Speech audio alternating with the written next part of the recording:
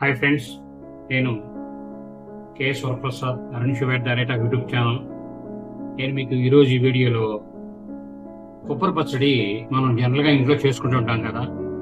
నేను చెప్పే ఈ ఐటెం కూడా కలిపి చేసుకుంటే రుచి అనేది చాలా బాగుంటుంది. ఒకసారి వివరాలు చూద్దాం. పచ్చి కొబ్బరి ముక్కలు ఒక చిన్న కప్పు, పచ్చిమిర్చి ఒక 7, ఉప్పు సరిపడా, చింతపండు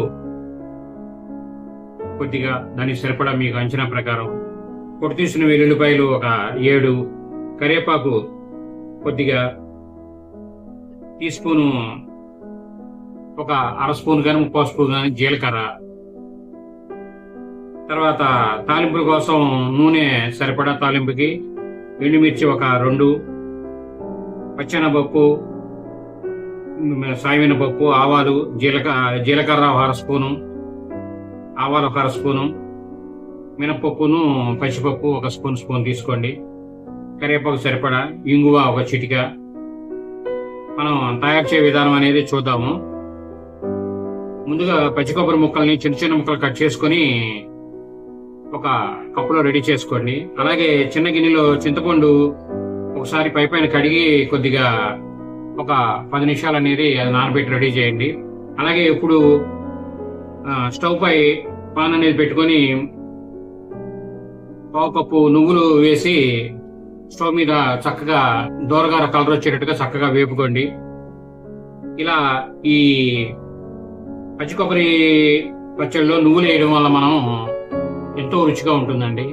దీనికి ఈ పచ్చడికి ప్లస్ పాయింట్ అనేది ఇదే.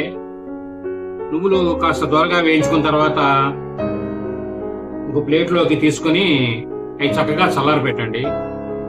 అదే పాన్లో ఒక 2 స్పూన్లు ఆయిల్ వేసుకొని వేడైన తర్వాత పచ్చిమిర్చి ముక్కలు కట్ చేసుకొని దానిలో వేయండి. అలాగే కరివేపాకు వేసి సరిపడా ఫ్లేమ్ మీద వేపండి. ఇలా పచ్చిమిర్చి కాస్త తెల్ల రంగు కాస్త చక్కగా ఎగిపోయిన తర్వాత ఒక ప్లేట్లో తీసి పక్కన పెట్టండి. ఇప్పుడు అదే కడాయిలోకి తాలింపు గింజలు ఆయిల్ వేసి కొద్దిగా ఆయిల్ సరిపడా వేసి వేడెక్కిన తర్వాత తాలింపు గింజలు మనం ముందుగా సిద్ధం చేసుకున్న పచ్చెనపప్పు, మినపప్పు, ఆవాలు, జీలకర్ర, ఎండుమిర్చి, కరివేపాకు ఇలా అన్నీ వేసి ఈ తాలింపు వేగడం అయిపోయిన తర్వాత లాస్ట్ లో ఇంగు అనేది వేసి చక్కగా మాడిపోకుండా కదిలించి స్టవ్ కట్టేసుకుని పక్కన పెట్టుకోవాలి.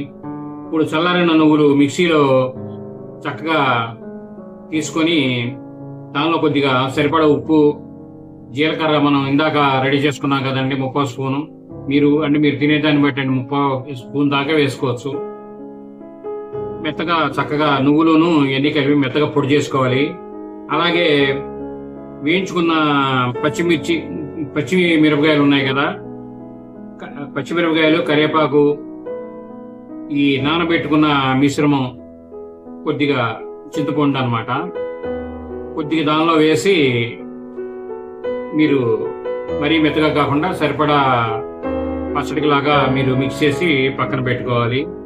మనకి లాస్ట్ లో ఇక చివరగా ఈ కప్పు పచ్చి కొబ్బరి ముక్కలు కొన్ని ముక్కలు కొద్దిగా చింతపండు దానిలో వేసి తర్వాత మిక్సీలో దాన్ని గ్రైండర్లో కానీ మిక్స్ చేసుకోవాలి. గ్రైండర్లో అంటే చిన్న గ్రైండర్ అయితే సరిపోతుంది, లేకపోతే మిక్సీ సరిపోతుంది. ఇలా మొత్తం అయిన తర్వాత మీరు ఈ పచ్చి కొబ్బరి తాలింపు పెట్టుకున్న పొయ్యి మీద గిన్నెలో కళాయిలో ఉన్నాయి కదండి, ఆ కళాయిలో ఇవన్నీ మిశ్రమాలు మొత్తం చక్కగా కలుపుకొని సింపుల్ గా రెడీ చేసుకొని ఈ కమ్మని కొబ్బరి పచ్చడి, ఇప్పుడు నూనెను కరివేపాకు అవన్నీ మిక్స్ చేస్తారు కదండి, ఆ పేస్ట్ అది ప్లస్ ఈ కొబ్బరి ముక్కల్ని మొత్తం కలుపుకొని తాలింపులో కలిపేసి గుమగుమలాడే ఈ కొబ్బరి పచ్చడి అనేది మీరు వడ్డించుకోవచ్చు. ఈ కొబ్బరి పచ్చడి అనేది మనం ఉదయం సాయంత్రం ఏదైనా పునుగులు కానీ ఏదైనా చేసుకున్నా, నైట్ టిఫిన్ కింద ఉప్మా కానీ దేనిలోకైనా బాగుంటుంది, ఉదయం మార్నింగ్ అయినా బాగుంటుంది. ఇలా సింపుల్ గా కొబ్బరి పచ్చడి అనేది రెడీ చేసుకోండి. ఇటువంటి వీడియోలు మేము ఎన్నో చేయడం కోసం మీరు తప్పకుండా సబ్స్క్రైబ్ చేసుకోండి. ఎందుకంటే మీరు మీ బంధువుల చేత, స్నేహితుల చేత సబ్స్క్రైబ్ చేయించి ఈ ఛానల్ ముందుకు వెళ్ళడానికి మీరు దోహదపడాలని మనస్ఫూర్తిగా కోరుకుంటూ ఈ వీడియోని లైక్ చేయండి, షేర్ చేయండి, తప్పకుండా సబ్స్క్రైబ్ చేసుకోండి. Thank you.